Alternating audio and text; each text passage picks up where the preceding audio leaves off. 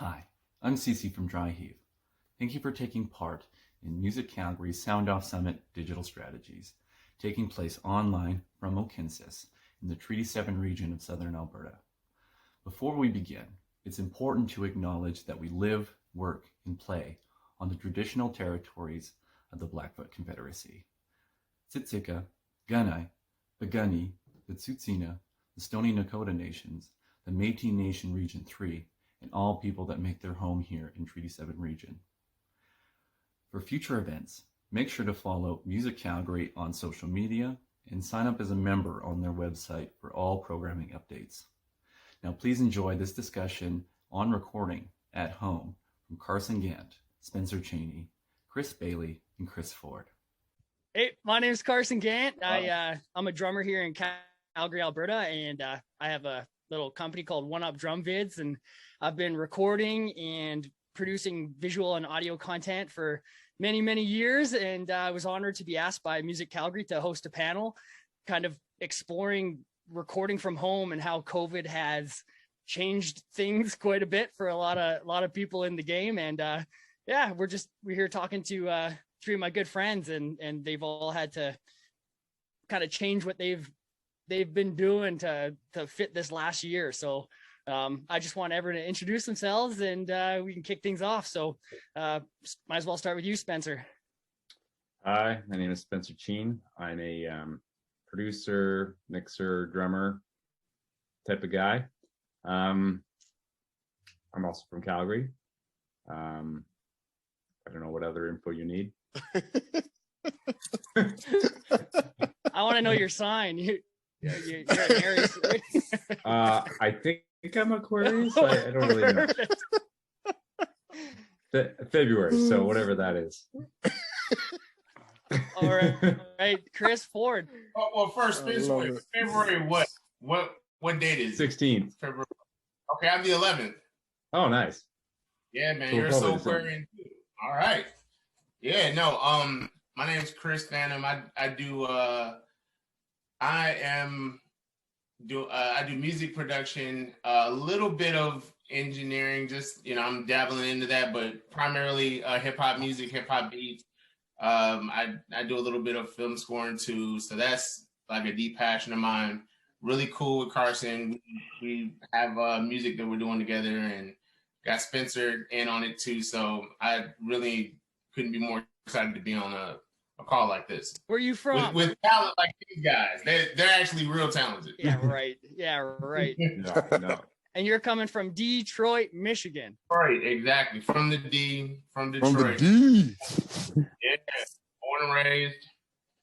Amazing. It's official. Chris Baliey.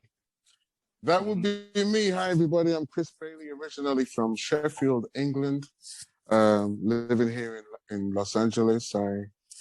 I play drums. I sing, write songs, produce, and over recent times or recent months, I've been getting into mixing with the help of my dear friend Carson, who has never once shunned me with all of my questions and inquiries that I had about just how to map things out in a Pro Tools session, creating drum buses, what plugins to use, because his sound is so amazing. I was always so curious. One thing I've always said over the years is that my ears never lied to me.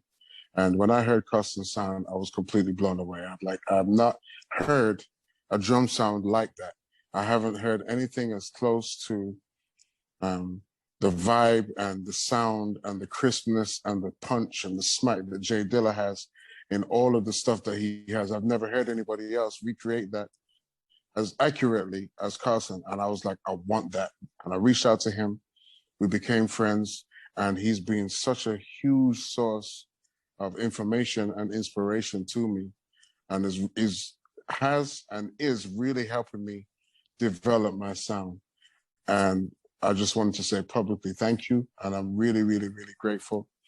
I've been blessed to play drums with many people over the last 20-something years, from the UK to here, going back as far as Coolio when he was huge, to Britney's. Yeah, I did that. I did a couple of tours with him when the whole Gangsta's Paradise thing was out. and just a wide range of work, from Coolio to Swing Out Sister to Donnie McClurkin, Britney Spears, Nick Jonas, lots of different projects, live albums, some TV work. I did some stuff with Mike Post. I did some stuff with John Debney, who did the Greatest Showman with Hugh Jackman. And many other things. Very blessed to do what I do. I just got the Leanne Rimes gig, and we've done a few shows, and we had some more lined up, and then boom, just like that, COVID hit. Thankfully, a few months prior to that, I just had this feeling like, you should get a home recording situation going. Just because, because I love it, and I don't always like people. So, it works on both counts. And then when COVID hit, I was like, all right, let me dive in. So I've really been just using this time to be productive and learn about sound and sonics and treat my room and get panels up and upgrade my gear, get good mics, all of that. So I'm really happy to be here, talking about recording, but just really wanted to be clear about giving Carson a lot of credit. Man, we're sending the checks out probably early next week, so thank you, buddy. Well, it's been a pleasure. I can ditto that though. Carson he's the man. See, I think you guys are all the man, and I appreciate each and every one of you, and I guess that kind of brings us to like the first topic. It's might as well start with you, Chris, again. Mm-hmm. There's two Chris guys. I'll just say their full names, Chris Baliey and Chris Ford. Okay. But so it's like, so you're out there, you're pretty much touring with Britney Spears. Who was the last tour you were on before COVID hit again? So I know you just said it, but Leanne, we'd done a few gigs and we had some more lined up. It wasn't really like a tour because she doesn't really tour, right. But it's more spot dates. But there's a lot of them, so it's a tour, but not really a tour. Okay, fair enough. And then it was like all of a sudden they're done. Like that dried up. That was it. Studios were shut down. Yeah, everything just got locked down. Like so that's it. There's no more gigs, and they were like, the promoters are scared to book anything because they don't want to get sued. Somebody sneezes a couple of times, and next thing you know, you got a lawsuit, right, and all of that. Right. So that was it. It was just locked down, and I was like, all right, well, let me dive into what I have, and I thank God for it because a lot of guys don't have it. I know people whose playing is struggling because they literally don't have an outlet. Right. So you put a lot of work into getting your room because you're where you are when you're in lockdown. It's not like you get to choose where you do your lockdown. Right. So you lucked out. You had a space where your drums were already set up. Exactly. But then it was like, what was that transition like when you're going from you're playing live all the time to it's kind of like you have some of the best people in the world making your drums sound good most of your life, and all of a sudden it's all on you and you have to figure it out. Yeah. And you're doing everything from start to finish, from engineering, setting up the microphones to once it's into the box and you're pulling up the plugins and everything to bouncing down the master. So like what was that like? Was that just tricky as, or did you obviously No, not even remotely tricky, and I'll tell you why. Anything that I'm interested in, I dive in. So I was already interested in how drums work sonically as far as recording and just learning about the process. And generally, anything I put my hands to that I'm interested in, I can make work. Right. So what I didn't immediately know, even before I had your help, Carson, I was on YouTube just looking at whatever I didn't know and learning about frequency and learning about sound reflection and, and all while handling my frustration because I knew how I wanted it to sound in my head. But the reality of what I had was different because at that time I didn't have any sound panels because they were like $15,000 for the size room that I have. Right. And then what happened was I was just like, let me just look on Craigslist and see. I don't have much money right now, but let me at least look. So I looked, and coincidentally, there was a guy who owned a studio, and he had a pile of sound panels that he had ordered for a guy who never showed up. So he was like, look, I'm moving studio. I don't need to be lugging this crap. I'll give you all 14 panels for $400. Whoa. I took Deal. all of them. I got an even better deal than you, if you can believe it. No way. Yeah. God, Go on, tell me. this guy below me here, Spencer. So when COVID hit, he had he had a whole bunch of studio panels, and he's like, you can take them out. I just say, my God, you can see you're them. They're kidding me. all behind me. I'm just borrowing them. I'm just borrowing them. Spencer, I don't like that you didn't share, bro. That's not cool. Next time. Yeah, Next time. right. Okay, all right, So you got me. What Cool. about you, Spencer? I mean, you've literally grown up in living in recording studios your entire life. You've owned your own recording studio. I'm an official studio rat. Yeah. So what was that like, the transition for you? The first month when everything got locked down, I lost a lot of sessions because people were just, obviously there was lockdown and no one really knew what was going on and you couldn't see anyone. So March was a pretty bare bones month of 2020. Right. But then luckily, because I for a period of probably like 3 or 4 years, I basically was just mixing, and a lot of people know me as a mixer. So, and now with, the internet and technology, you can send files all around the world, no problem. So it was kind of like basically as soon as April hit, it was kind of back to business as usual for me, other than not being able to see clients or whatever. So I was just doing a lot of mixing by myself, right? Which it was good. I mean, so I'm one of these super fortunate ones who somehow I managed to like keep my job during the whatever this has been, the aftermath of that. the Yeah, pandemic. Yeah. So, but yeah, no, it's been good. I mean, I've it's certain. I remember there was quite a few sessions where I had to learn. There's a plugin called Audio Movers, where basically it streams your whatever you're hearing in Pro Tools or your DAW to the other person. So that was a bit of a learning challenge getting that going on, and trying to do sessions where people, for stuff I was producing, where the singer's trying to record in their home studio and sending me tracks, and I'm trying to listen as it was a little tricky, but we got it to work. I wanted, just because you touched on it, I did want to mention that plugin, because for people who are recording at home, it's and they want some help, it's kind of a game changer. So there was a time where Chris was mixing, he was having problems with Pro Tools. So we use Zoom, and this is for anyone who's recording at home and needs some help. If you know someone who can help you, using Zoom, we shared each other's screen. I took over his computer and then loaded up. It's called Audio Movers, which you can go check out. I think it's a subscription. You can subscribe by the week or the month, I believe. Yeah. And anyway, so he had that on his master channel in Pro Tools, and it's shooting over to me, and I'm listening to his audio, mixing his drums from my computer in real time. In real time. It's so cool. So anyway, sorry, back to you, Spencer. Oh no, yeah, it's just so. I mean, it's such an amazing technology that we can even do that. And I feel like early on it was a little like everyone was figuring it out, but now it's gotten a lot better, and people kind of are up on it, and most people have that plugin / are used to the whole remote session thing, and sending files around has I think become the norm.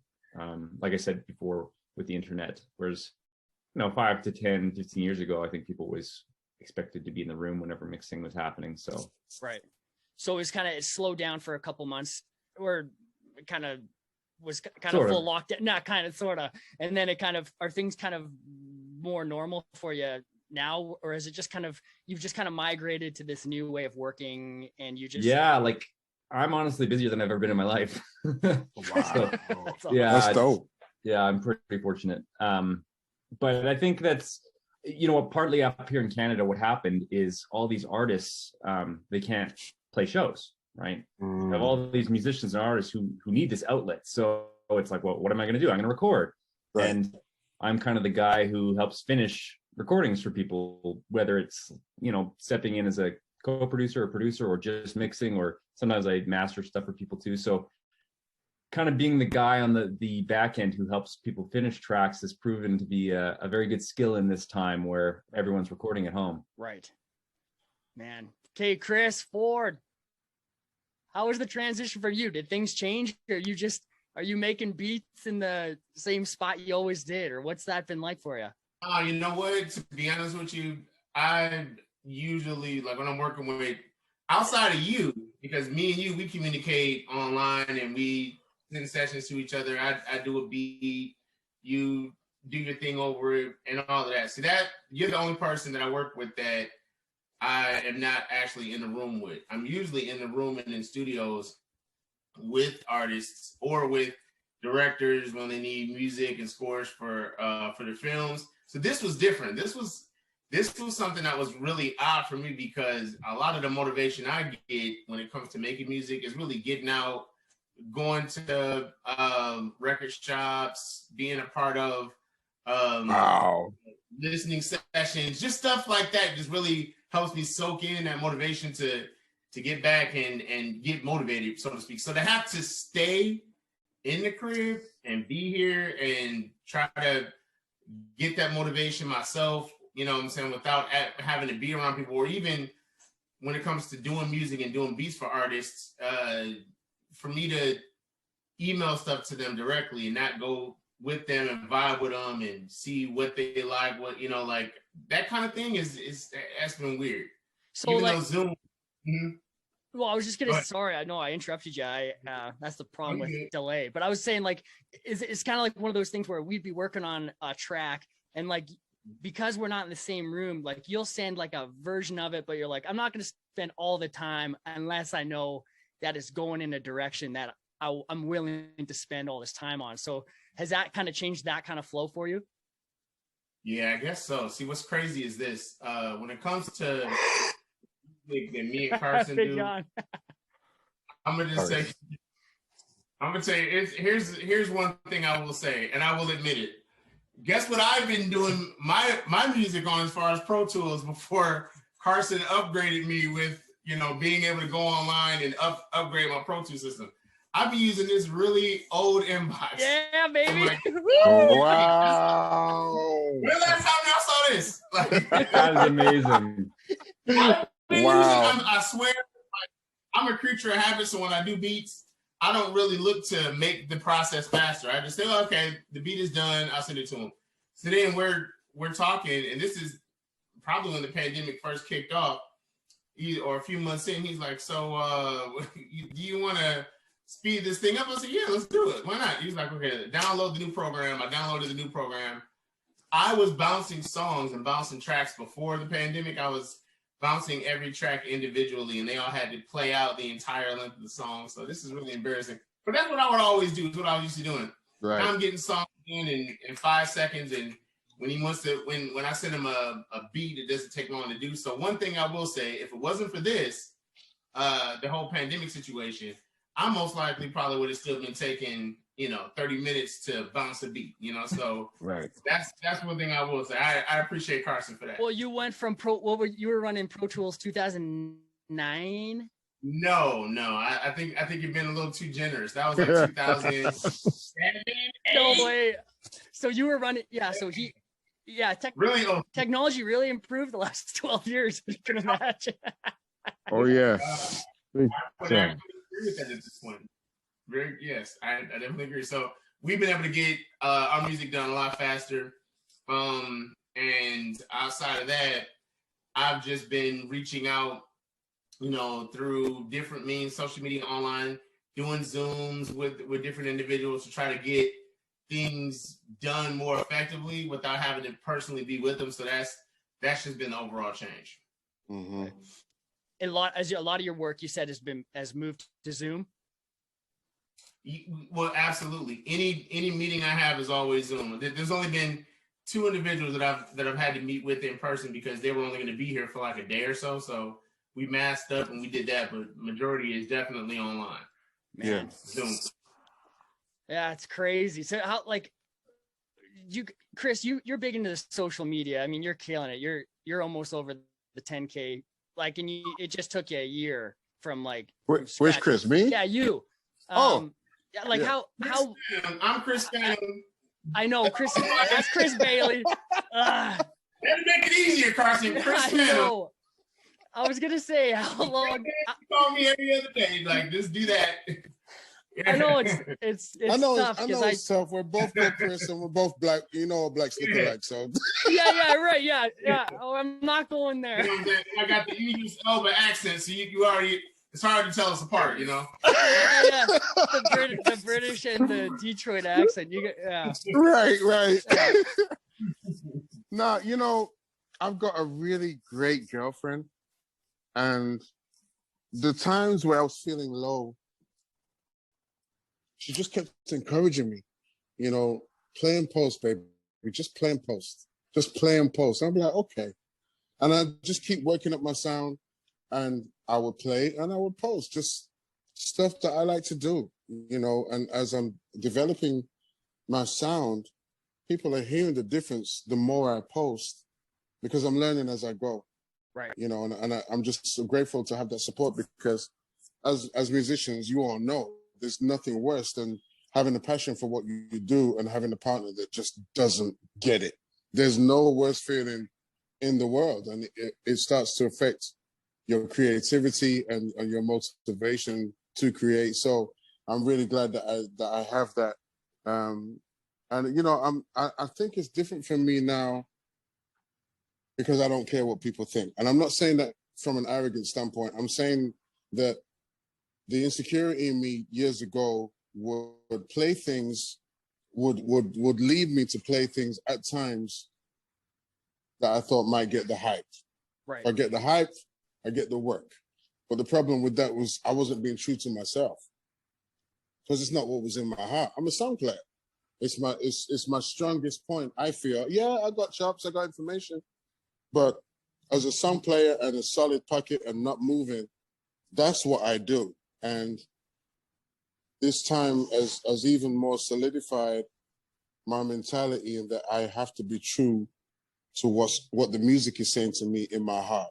Right. Whether I have the ability to do more or not is not the point. I have to be true to what my heart is telling me, what my ears are telling me, and just serving the song. So, you know, even now, 20-something years in, I'm still learning lessons, you know, and I'm just grateful to be able to do what I do and, you know, get love for it and you know, get endorsements and all of that good old stuff.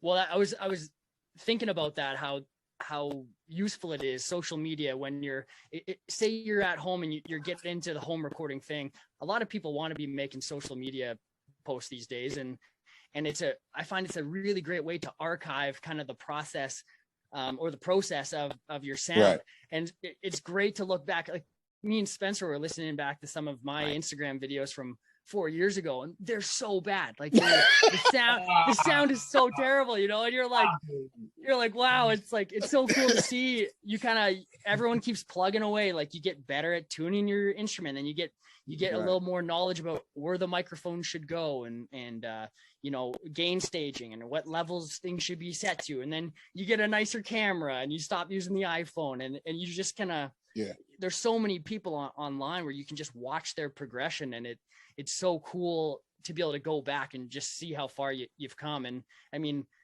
your sound from last April to your sound this April, it's like, I mean, you're always a monster player, but it's like, it's night and day. Like your drums sound so good. Thank you. But bro, I'm saying that you played a humongous part in that, in just helping me to learn about sonics and what certain plugins do and how much to use. And you need to say thanks to Spencer, because you were calling and asking me questions, and I was calling Spencer and going, Spencer, what should I do? Yeah. So that's the dude. Dude, Spencer, thank you, bro. I didn't know you were the guy.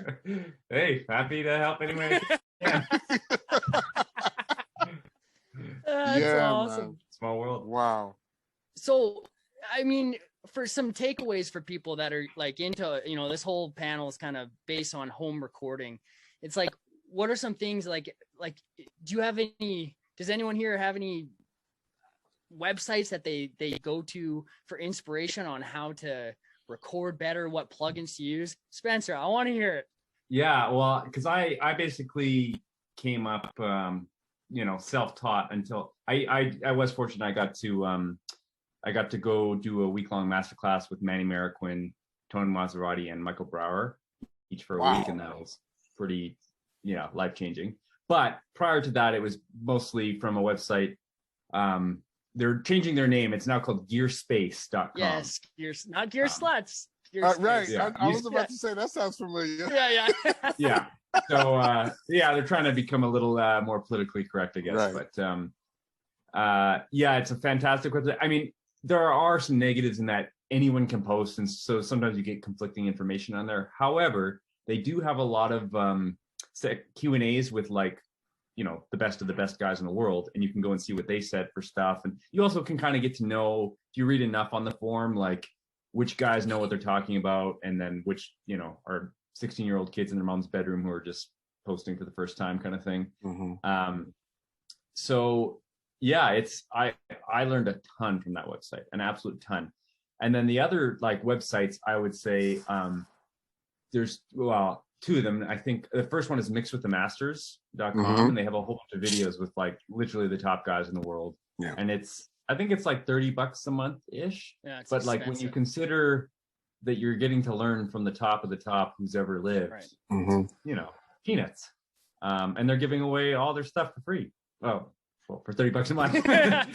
That's not free.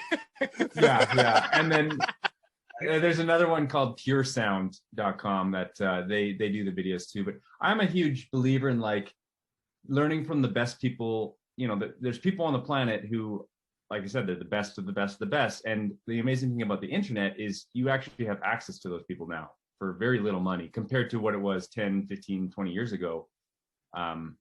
So I feel like the resources are all there if you just go looking. So we all know that recording drums from home is the hardest instrument, bar none. You have multiple microphones, you got phase issues, it's just it's tricky. What would you say? There's going to be a lot of singers, a lot of guitar keys. Would you say that it kind of goes like guitar and bass is the absolute easiest to track at home these days, just because the technology's gotten so good? All you need is a cheap interface, a DI in, and then you have infinite possibilities of how you can shape the sound. And piano too, Right. with the Keyscape. Right. Thing sounds incredible. I love Keyscape. Yeah. Oh man, it's not even fair how good it sounds. One of the studios I work at all the time has a real Yamaha C7, which is what they modeled. Yeah. And I don't even use it anymore because the Keyscape is so good. It's so good. It's ridiculous. I don't know how long it took to get together, but it's crazy. And I know keyboard players that literally have played every hardware keyboard there is, and they're like, nope, Keyscape's the one. Yeah, totally. Yeah. But yeah, so I would say drums are definitely the hardest to record at home, and I mean, they all kind of always have been, like you said, with all the phase issues between microphones, and engineering a good drum sound is way harder than engineering anything else. Right. I think. Right. So it's kind of one of those, and also you have this massive range of drum sounds that dictate styles. A snare drum from the 80s is very different from a snare drum from the 90s, which is different from a snare drum from the 70s. Right. And even just the snare drum itself, the sound of it can dictate the genre or the style of the song. So when you have that much power to shape the overall sound, if you mess that up, if you're recording a 70s style track, but you have a piccolo snare drum, it's probably not going to work very well. Right. Not without a couple towels. Yeah, exactly. So I think because you have so much power and control over shaping the sound, there's that much more responsibility and room for error. Right. Well, one of the biggest helps I've ever found were getting people over that know more than you do. And you've been one of them. Spencer's come over here and engineered sessions for me, and I'll just leave the microphones for weeks because I don't want to touch them because I'm like, it's never sounded this good. But but templates and things are so beneficial for people getting started. Say you're a vocalist and you're just I want to find maybe a couple different options that suit my voice in this room with this particular microphone with the plugins that I already own. It's reach out to some people that that you look up to doing that and be like, how much can I pay you if I'll send you my audio and you shape it and send me the template back, and then it's yours forever. And then you can't mess it up from there. If anything, you can just improve on that. So that has been, templates and bugging people that are better than you to kind of get on a Zoom call with you, or, you know, if you're lucky enough to have them come over to your place. That's been the most helpful thing for me ever for all the years, is getting people that know more than I do coming over and making my stuff better than I know how. Right. I'm curious, Crisfantom, how did you learn how to do what you do? All right, so let me just say, you're a freaking genius when it comes to making music. It's so funny how you bring that up as far as how I started, because I was actually the next thing I was going to say is it's interesting listening to actual musicians like, you know, Chris and Spencer and yourself, and how you all are talking from an instrument perspective, like how you amplify the sounds of your instrument, how to record it, how to make it sound great, who to talk to make it sound as crisp as possible, and all that. We, like producers, especially myself, it's funny how our minds aren't really tuned that way, because we're not literally playing an instrument, we're manipulating sounds. So for me, so you guys are branching out, and you're finding different technology and different sites and things to make your sound even more pure. With us, we kind of reach and dig in further and further and further into our own equipment, and we master our own equipment, and we get the sound that we feel like we should have, usually through our own equipment. Now, we may have different plugins, and we may try different things, you know, with different software and stuff like that, but it's always primarily the hardware that we're using, or whatever. Some people use an MP. I use a Phantom X6, and I've used the Phantom X6 keyboard for over 10 years, and I've mastered how to use that keyboard. So whatever sound I want, I can get the sound out of that keyboard, and I don't really look too far outside of that. Like there's different kits I'll use with different sound effects and things of that nature. But as far as how to make the beat sound as perfect as humanly possible, I remember the biggest compliment that I got was the first beat that I ever sold was to Ninth Wonder back in 2013. Ooh. I got connected with his manager through Facebook, I think it was. He heard some of my beats. He gave it to him, and the first question Ninth asked me was, well, how do you do your beats? And I'm like, it's all on a keyboard. And he was like, a keyboard? Because he uses different software and stuff like that. And it's just like, this is all I've ever used. Like, so I just go deeper into the keyboard and manipulate what's here and master this. And any sound, there's been times you ask me how I've done this or how I've done that. I'm like, it's all through the keyboard. It pretty much all is. So I actually go in and try to manipulate what I've always been using, and you guys reach out to find ways to perfect your instrumentation. And one good example I'll tell you is, if you've ever heard of a producer named Jake One is a very accomplished producer with, he's worked with everybody from Jay-Z, Dr. Dre, G-Unit. You just Google his name, Rick Ross. On every Rick Ross album, his sound is cold, like it's ridiculous. But he uses an SP12 keyboard, which is like 20 years old. So when you watch him, yes, go on YouTube and type in Jake One, and it'll show him recreating beats he did for Drake, beats he did for Wiz Khalifa, beats he did for Dr. Dre, whatever. And he's using the old SP12. Still, to this day, that's what he uses. So it's like, okay, so that's the biggest difference, I say, between how our brains work and how real musicians, like how you guys do your thing. Yeah. So your motto is kind of like, do the best with what you have right now.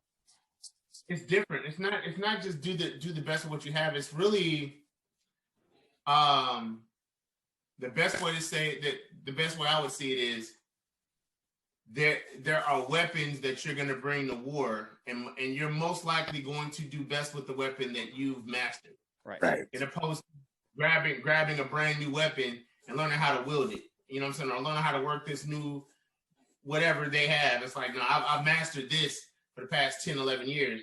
And I know I can get this thing done in seconds. Like, there's been times you talk to me and you've been like, hey, this is a sound I'm thinking, you know, could you try this? And I'll be able to do it and get it back real quick, because I can just get it done in absolute like quickness. So it's really like utilizing what you know can get you the highest level of quality. Right. without having to waste too much time to figure out another way to do it. Well, which is funny because you said last night you were going to do a bass line for the intro, and I didn't see anything in my inbox today. So. Been working on that. Yeah. Don't blame the hardware. You couldn't find the right. You couldn't find the right sound for it, eh? He was too busy preparing for the panel. Yeah. Right. You know what I've realized? I don't know how I didn't know this before now, but I've realized Carson's really funny. Yeah. Yeah, right. Bro, you got jokes. Yeah.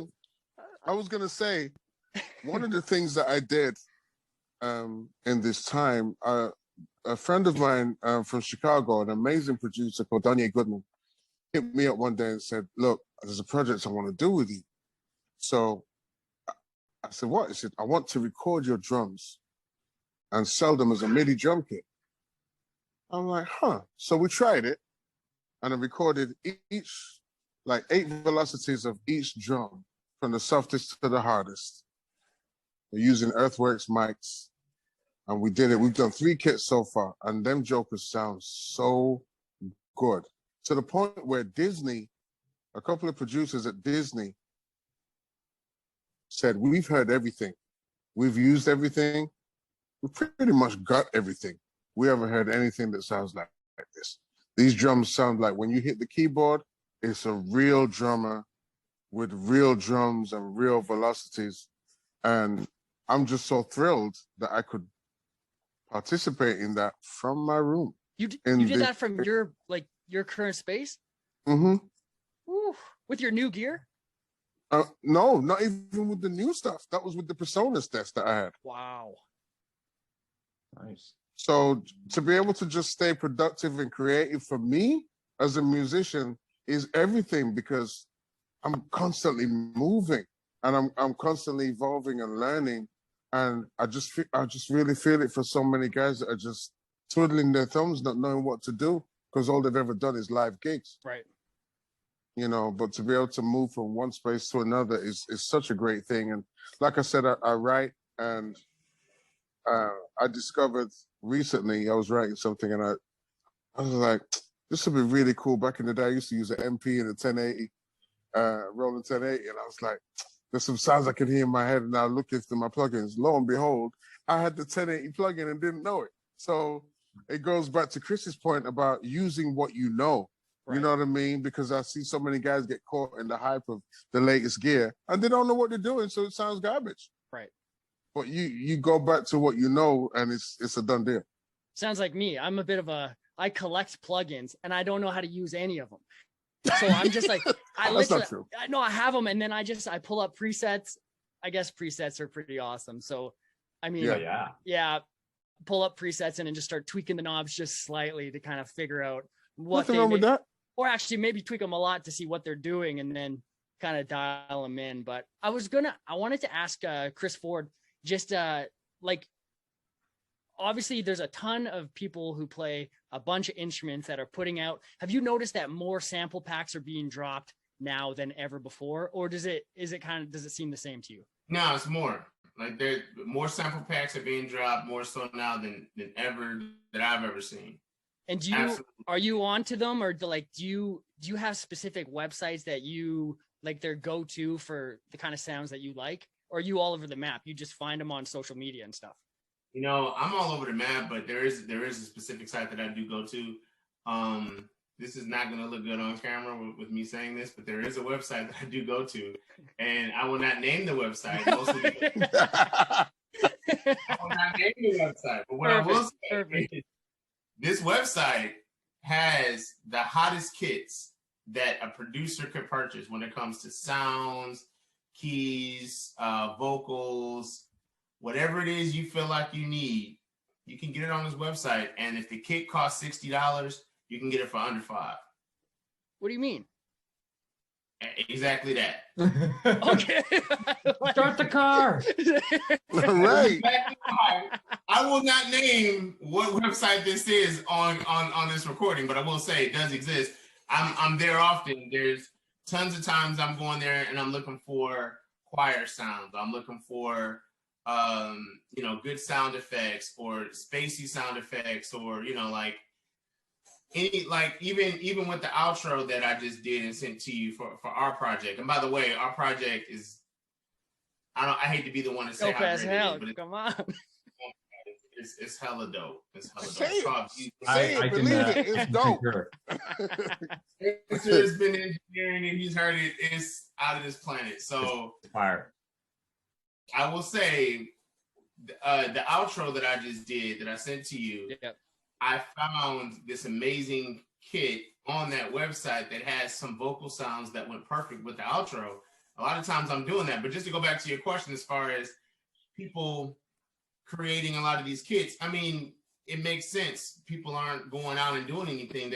They're locked in. So that's a great way to generate revenue and all that kind of stuff. But what I'll say overall is music, whether it's kits, whether it's records, whether it's cassette tapes, music has always been like the actual real treasure chest for me, because it's like you can find gems and jewels. I find that the perfect stabs, the perfect sounds and sound effects on records that have been collecting dust in my closet for like the past 6 years, and I can just find things that I never thought I could ever utilize. So to be honest, you can find amazing gems and amazing sounds, amazing inspiration from just sitting down and listening to a wealth of music, no matter what generation it is. And when you all were talking about ways to, you know, find different ways to amplify your sound, all I was thinking about was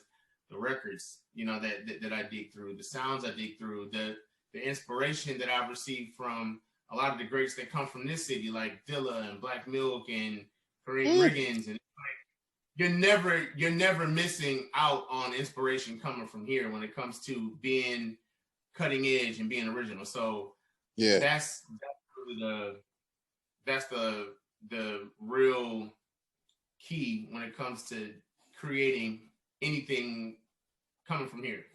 Ah, cool. Yeah, Detroit has such a sound. It's crazy. I play with, bro. yeah, you know. I can hold my hand up and say, my name is Chris Baliey, and I'm addicted to J Dilla. Guilty. The way he, oh my God. I was telling Carson, I got me and my friend, close friend of mine, his brother came up with Dilla, and they had a group together for like 4 or 5 years.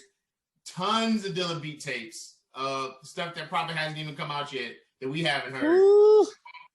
Like, so it's very rich here when it comes to the history of Dilla, and there is nobody doing music over the age of 35, I'll say, even over the age of 30, I think, that's doing music from this city that wasn't inspired by his greatness. I mean, Absolutely. Yeah, they showed no love here at all to him while he was alive. But Really? No love to Dilla, no love to Royce the 5'9", no How? love to Black Milk's never been on the radio here. That's just Detroit. Detroit shows no love until everybody else shows love to them. Like, wow. You never knew that, but if LA shows love, Detroit may show love. They never showed love to Royce the 5'9" until their album with Eminem. So Detroit shows no love straight across. Dilla will walk in the mall. You see Dilla in the mall, nobody would know who he was ever. Are you serious?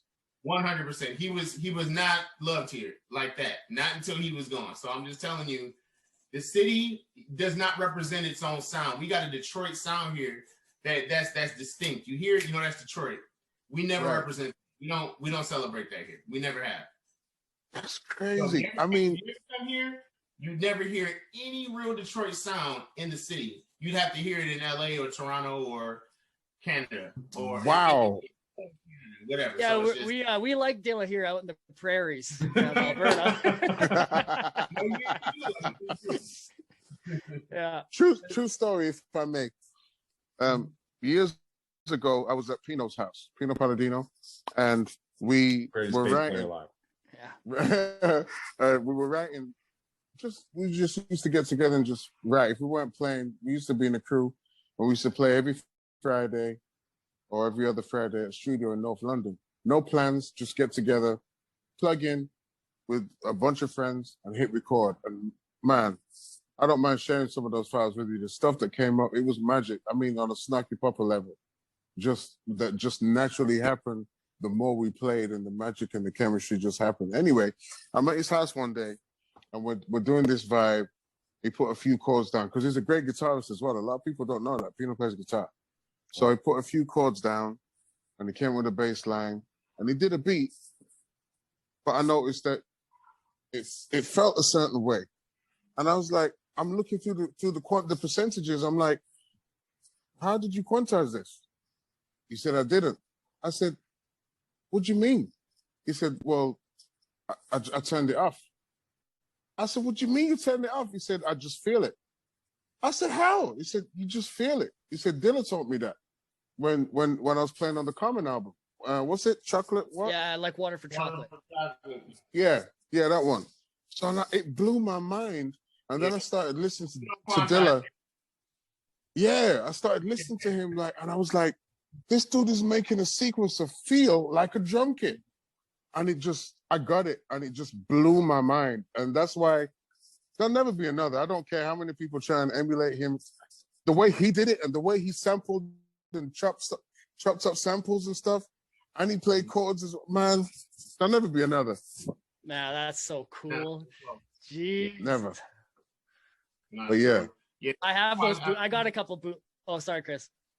Yep. No, sorry. Really quick on the whole quantize thing. When you may, when it comes to the Detroit sound, you may quantize your kick, but you won't quantize your snare. You may quantize, like it's the overall sound that you're doing is always going to be a little bit off a bit. You know what I'm saying? Like the way or the bass lines. Bass lines are never quantized. You just don't do that.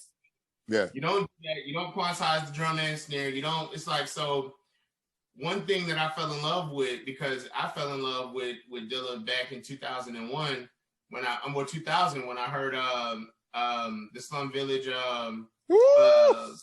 Fantastic 1 and 2 album. Oh my God. When I heard that album, I didn't even know Dilla was from Detroit. I just knew of him, and I heard how dope the music was. I was 18. I'm like, this is crazy. I'm losing my mind listening to it.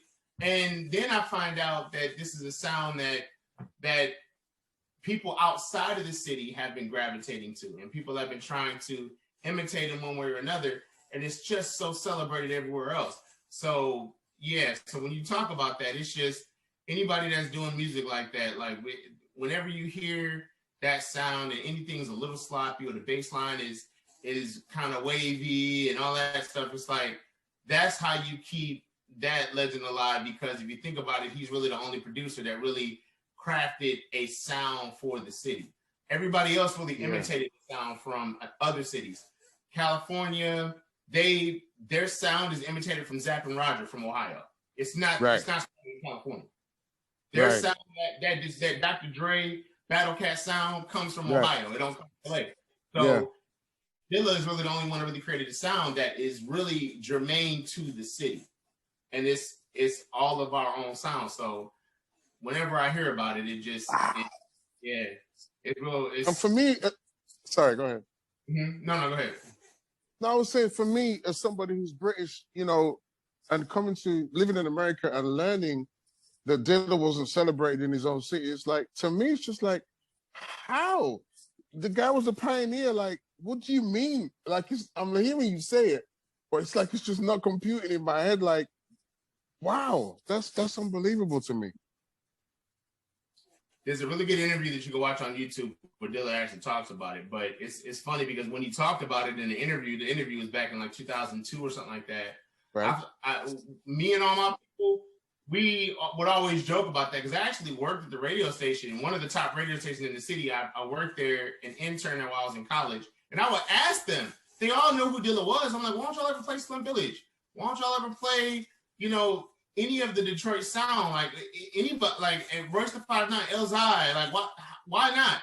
And it's just marketing dollars, I guess. They just don't think it's gonna appeal. And it's so sad when you go to other areas and they embrace that culture of their town. But nobody gave a damn about Dilla here.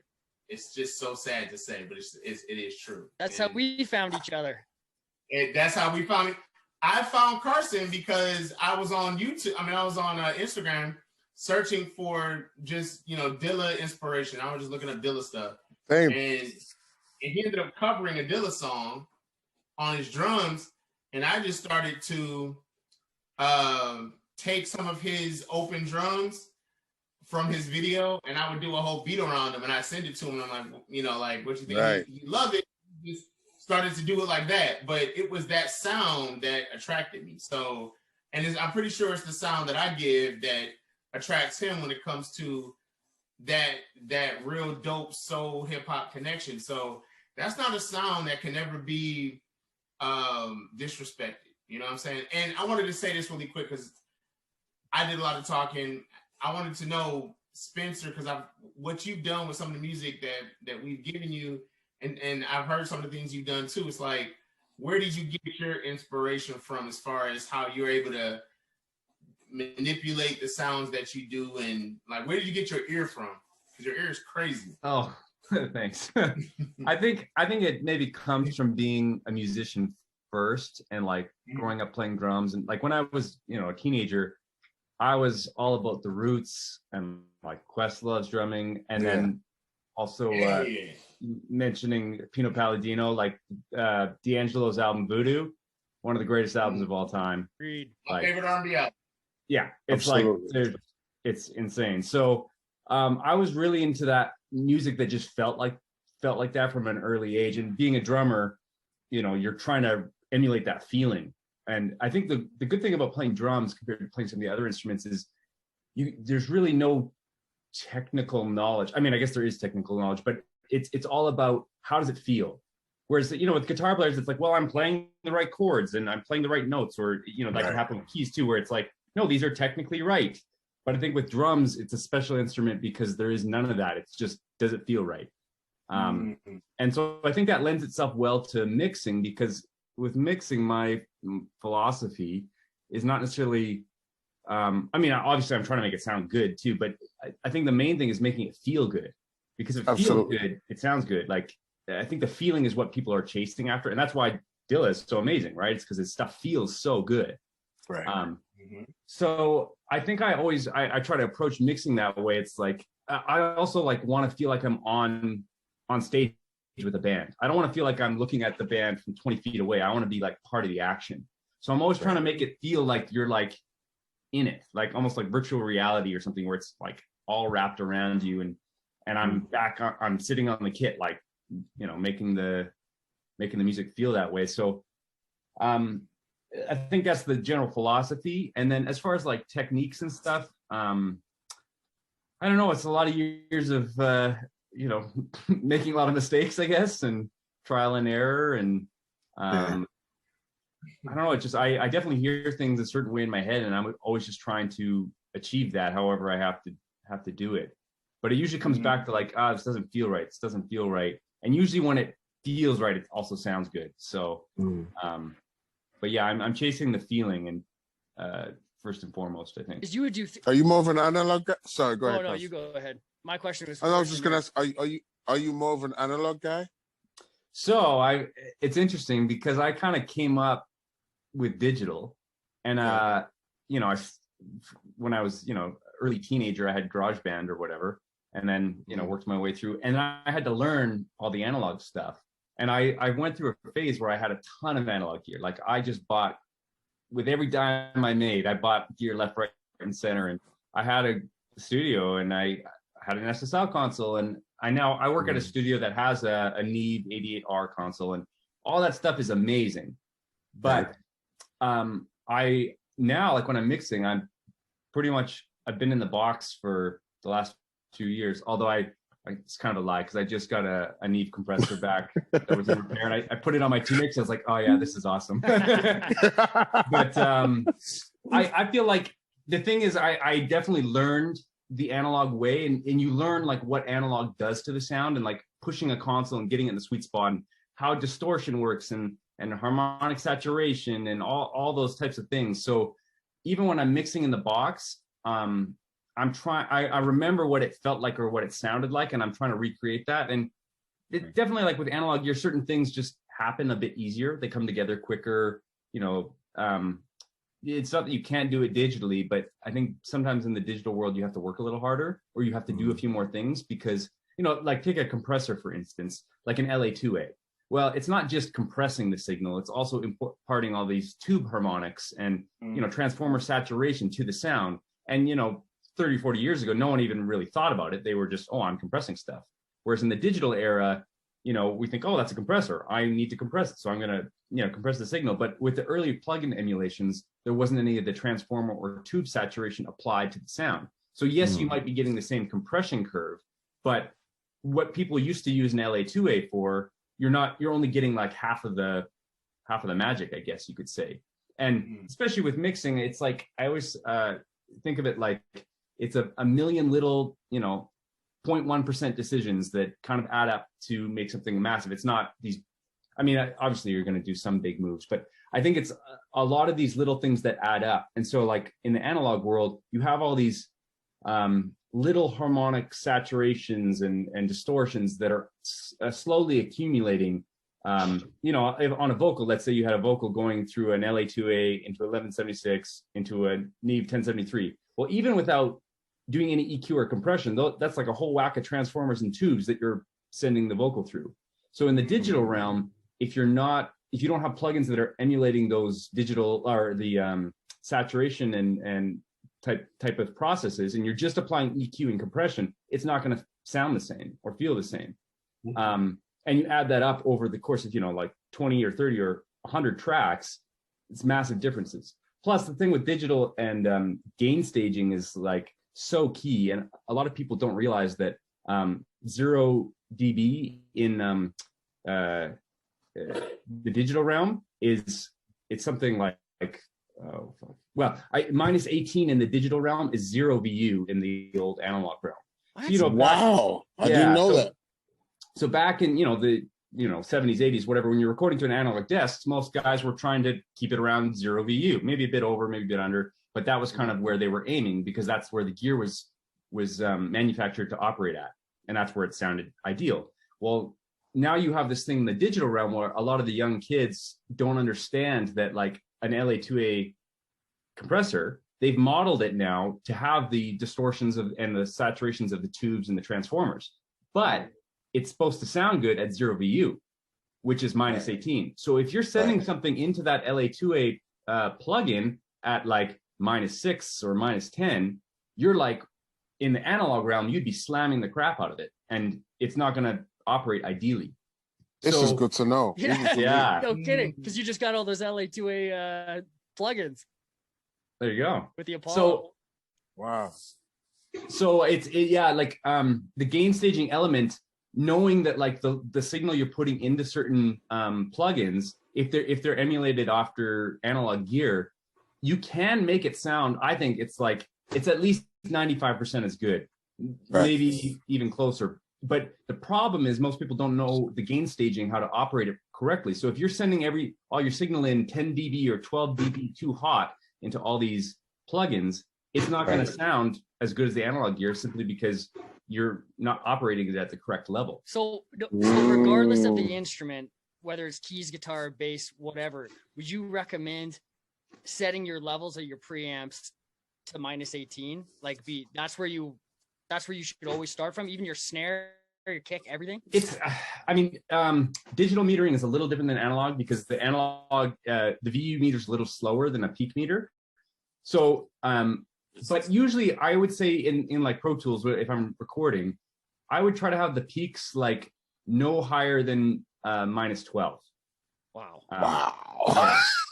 I'm way off. And especially like with 24-bit recording, you have 144 dB of dynamic range, which is more than the human ear can even process. So you don't have to worry about like, losing bits or signal or any of that kind of stuff. And also you have to keep in mind, like with a converter, half of it is analog, right? An analog to digital converter. The front end of it is analog, and it's also meant to operate at a certain volume. So if you're slamming your converters all the time, especially if they're cheaper converters, they're probably not going to operate very well if you're like sending full signal into them. So you'll find that your digital mixes will actually sound more analog and open up if you start backing off those levels a bit.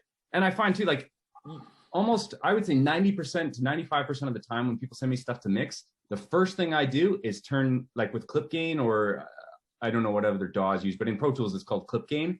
I gain down all the clips by at least 8 to 15 dB. No way. Yeah. Wow.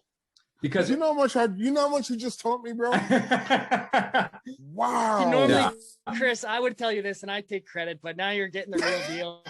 You're probably not even going to talk to me anymore. Any producer, anybody who actually makes beats that has the brain of Spencer would be Dr. Dre. Yeah, there you go.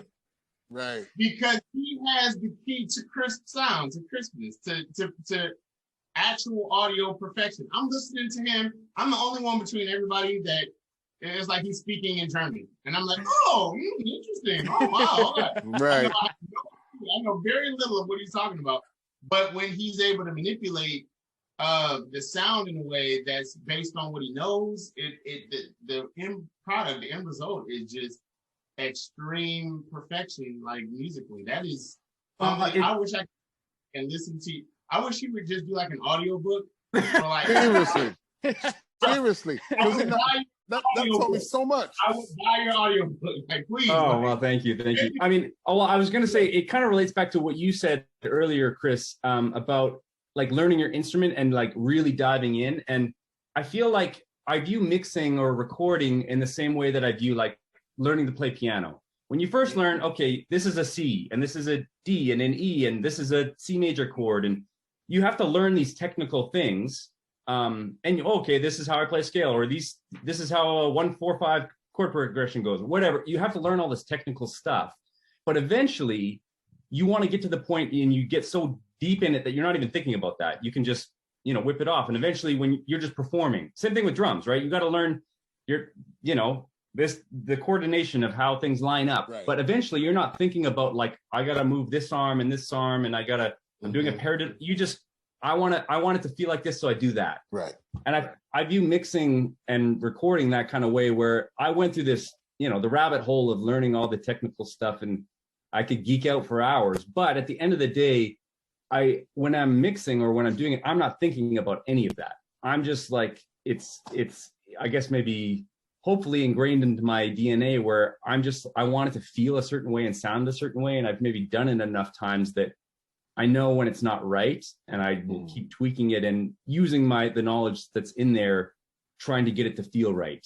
But I do view it in that same way, where you got to really focus in and learn your craft to the point where it's in your blood. Well, it sucks for me because every time I ask Spencer to show me something on Pro Tools, like his mouse is moving so fast that I can't follow it. I'm a little bit, right. I'm a drummer, I'm a knuckle dragger, and so I just learned I gotta film or record everything that he does, so I can slow it down and be like, he clicked there, and yeah, anyways. And I did that with you. yeah. So think of how fast he is. Oh jeez. Okay, wow. I think that's time, you guys. I think we hit it. That was awesome. That was amazing. We have to do this again. I know. I'd love to do this again. We literally scratched the surface. I know. We're just scratching the surface. Yeah. Well, I'll say the goodbye. I hope everyone listening kind of has some things to take away. And if you like this one, hit up Music Calgary and we'll do it again. Yeah. Absolutely. I'm going to get all you guys' numbers from Carson, okay? Yeah, that sounds great, man. Cool. It's nice to meet you. Likewise. Thanks, guys.